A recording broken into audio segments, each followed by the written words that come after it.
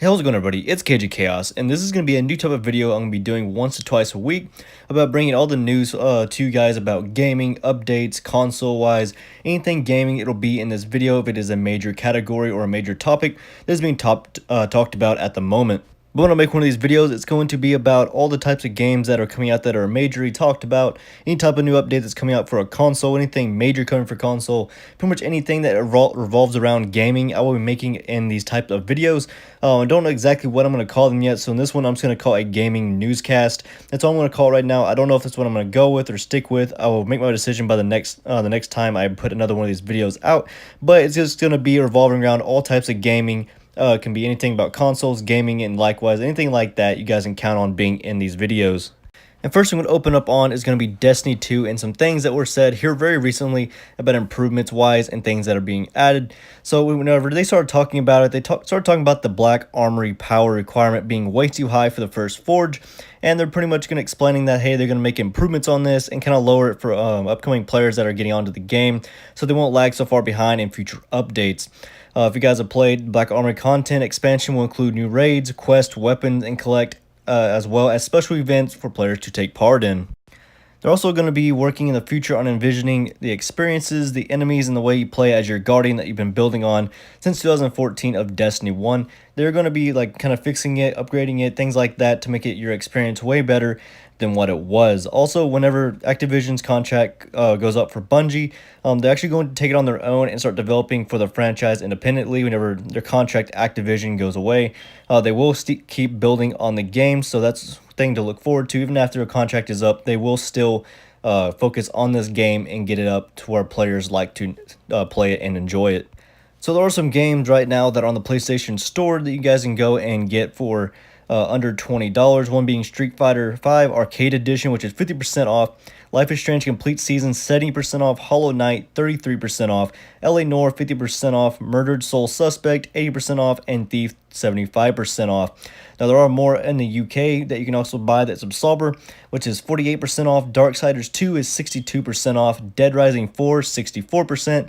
Dishonored the Complete Collection 63%, Far Cry Primal 70%, Grand Theft Auto 5 48%, Rise of the Tomb Raider 80%, The Swords of Dito 40%, Witcher 3 Wild Hunt, which is 48% off, and XCOM 2, which is 71% off. Go out now, guys. If you guys have not went and got some of these games you guys are waiting for, if any of these are those type of games, you have right now until February 6th for the UK, and for players in the US, you have until the 21st of January to go get those games for those percentages off if those are some games that you want to get. And now we're going to talk a little bit about Star Wars and EA and how they're going to go around the kind of making their games in Star Wars. They said they are fully committed to making them, even though they did cancel the recent one they've been working on, which is an open world Star Wars game. They kind of like scrapped, well, not really scrapped it, but they stopped working on it, and now they're making a smaller game with a faster development turnaround. So pretty much they are scrapping the open world game that they have been making, and now they are going for a rather smaller game, which will be a faster development turnaround, because open world games do take a while to make. So they will be kind of like stopping making that game right now and going the smaller game route to have a faster turnaround rate, so people will be able to play a Star Wars game a lot sooner. But in recent talk, Vancouver EA, or EA Vancouver, reportedly rebooted Ragtag, which was kind of the open world code name, and now it is renamed Orca. So they said they went ahead and rebooted it and started it up again, but that can just be rumors. But they did start doing that, is what they said. Pretty much this game, it revolved around you playing as a bounty hunter who interacts with various factions of the Star Wars universe. Pretty much you know what a bounty hunter does in Star Wars universe and what they do anyways in any movie, game, whatever you want to, like real life, whatever you think they do, it's pretty much what they do is go around and collect bounties from people that have them on them. So that's how they kind of make their living. But EA top brass reported decided to publish a Star Wars title sooner than Orca's planned release date, so now they're working on a smaller project that is aiming for a 2020 release window. They did not outright confirm, like I said, that Orca is canceled, so they're kind of just pretty much putting it on hold until they get this one Star Wars game out in 2020. It's kind of like the expected release date for it, and then they'll probably start working on Orca once again. And the other Star Wars game that is coming out, there's not a set release date for it, but it is Star Wars Jedi Fallen Order. If you guys seen E3 last year in 2018, they kind of talked about it. It wasn't a whole lot that they said about it. They kind of kept it under wraps and kind of secret. Maybe and hopefully we will see a trailer this year about it, which would be really awesome because it did kind of sound kind of interesting of what they said little about it during the E3 conference, but let's just hope that they come out with some more info on it soon. And next on the newscast is going to be the Division 2. So they kind of come out recently about how long it would take to beat the game, and they said approximately 40 hours for a player to beat the game. You can either play solo or with your friends. It's probably going to be up to 4 players like the last game was, but it's still going to take you up to 40 hours to complete. The rating for the game is going to be intense violence, but there will be brutal takedowns on NPCs that take place during cutscenes and that you can do. Also, you'll be able to see drug paraphernalia, as well as blood and realistic gunfire, and more of a grim gameplay than was in Division 1. Now, if you guys remembered in Division 1, the Dark Zone, this will be added to Division 2 as well. There's going to be also some more things that's added like skirmish and domination, which are player versus player. You will be normalized. There will be no player with more skill than you, or let's put in a different word. There won't be anybody that has better weapons than you. All the weapons and everything like that will be normalized in this, so you will not be able to overpower someone else with the weapon. Everything will be based in the same type of category of power and things like that. Nothing's going to be better than anything else. Maybe like pistol, something like that, a little bit less damage, but everything will be the same damage for everybody in the game. So you won't have to worry about someone with an overpowered weapon just coming and murking you out of nowhere. So you can actually be able to have the same amount of advantage as someone else does when you're fighting them. Now, previously confirmed, the Division 2 will feature a dynamic faction war as rivals in the game battle each other. Also, there will be a pack full of side missions in the game to complete, NPCs to help out, and well as secrets and Easter eggs to uncover, which these may be something like in real life or something that was in Division 1 that you can go and find as an Easter egg in Division 2. Now let's go back to what I kind of talked about earlier about the Dark Zones. Let's go back there and let's talk about that a little bit. So they will be returning in this game, like I said, giving players a chance to fight for each other for some of the game's best loot.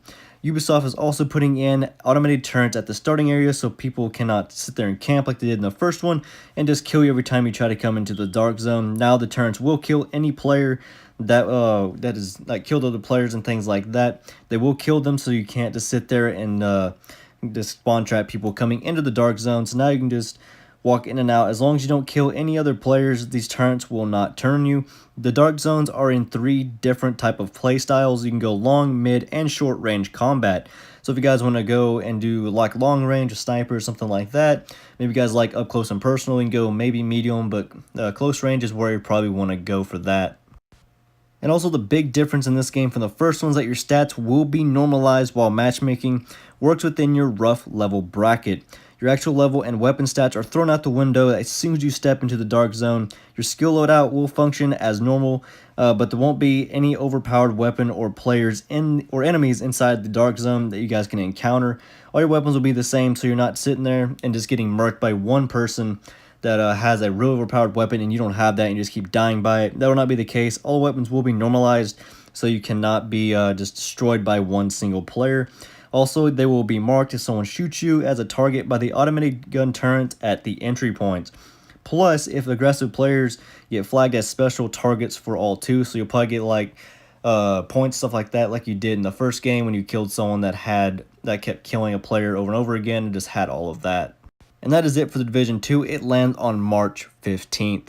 So next is going to be Overkill The Walking Dead. If you guys have seen this or anything like that, if you've been waiting on this game for a while, if you play on console, don't expect it anytime soon because it did get delayed again. It was supposed to come out in February, but there was complications and things like that on the PC version of it, so they had to once again delay the game. So if you guys are really excited for this game, don't expect it in February because it did get delayed again. That's pretty much all I have for this. I just want to let other people out there that are The Walking Dead fans that this game will not be available next month. You will have to wait a little bit longer for it to come out on release for consoles.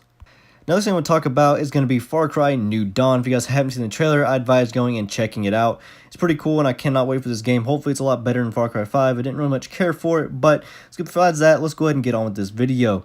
So pretty much Far Cry New Dawn takes place in a post-apocalyptic setting. If you managed to finish the Far Cry 5, then you know it's pretty familiar.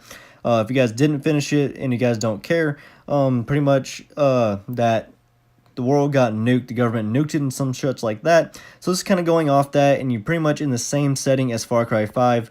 It's just it's a few more years after, but that's the whole reason that everything looks like this. Everything's mutated from all the nukes and stuff that were going off. But anyways, in the teaser trailer that was given, pretty much it was talking about how the explosion caused death and the flames devoured everything, but eventually years of raining and howling winds gave away blue skies and a new world to bloom, which is why everything is so colorful and all these animals are mutated and as such. It's pretty set years after the nuclear explosion, but it's still kind of like in the Far Cry 5 setting. It's pretty much a new standalone title with a different type of setting.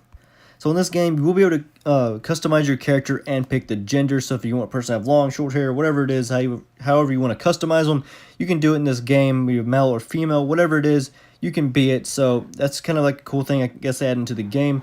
Other ones you couldn't pick, or your character was like always a male, I believe. So in this one, you can be male or female. Whatever you want to do or be, you can be that person. And that's pretty much it for Far Cry New Dawn. That's pretty much all they really released for it and new things about it. Or release anything new that I can in the future videos that are like these. So next we're going to talk about consoles. There really isn't much on PS4 and Xbox One right now. Kind of like major things said about it. So we'll be in the next video if there is something. But we're going to talk about the Mad Box, which was recently kind of like said that Slightly Mad Studios is making. So it's supposed to be like the best and most powerful console ever built. It's like supposed to run on 4K. It's supposed to have the best VR at 60 FPS, things like that, which I'm really kind of excited for. I don't know how or what I really think about this console, if they're actually going to live up to expectations, but what they're saying about it, if it actually is something that's going to be like this, then I cannot wait to see it and play on it. It's supposed to have a deployable carry handle, weigh very little, and be described how this system will talk to, like, they said that it's supposed to be able to talk to other Mad Boxes without cables. They didn't really elaborate further on what he meant by that, but maybe it means like you don't need cables to run this thing, which would be really weird because I don't want to have to charge it. Maybe it charges by itself. I don't really know what it means by you don't need cables to connect to other Mad Boxes. That's kind of something out there that I have no idea on. Anyways, guys, that's it for this video. I just want to let you guys know some little interesting and major facts. I'm posting 1 to 2 of these types of videos a day about Newscast. Anyways, guys, thank you so much for watching. If you guys are new to that channel, please hit the subscribe button. It really helps me out a lot. Thank you so much in advance if you do, and I'll see you guys next time.